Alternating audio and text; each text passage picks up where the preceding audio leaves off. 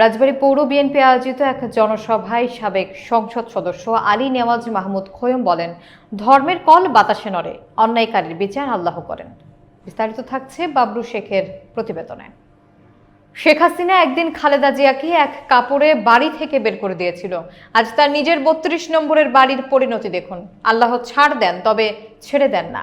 তিনি আরো বলেন, রাজবাড়িতে উন্নয়নের ছোঁয়া লাগেনি। কেরামত কাজের নিয়োগ বাণিজ্যের কারণে বহু মানুষ সর্বশান্ত হয়েছে। তবে খালেদা জিয়ার নেতৃত্বে নতুন সূর্যোদয় আসছে। রাজবাড়িকে সন্ত্রাস এবং মাদক মুক্ত করতে হলে যোগ্য নেতাকে বেছে নিতে হবে।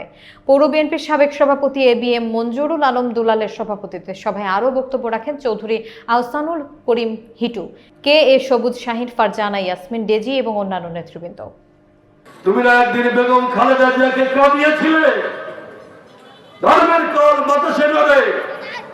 এত বছর পর সেই ইতিহাস আমার সামনে এসেছে। সেই জন্য আজকে এত বছর পরে আজকে আল্লাহ বলেন সেই অন্যায়ের প্রতিফল আজকে কিন্তু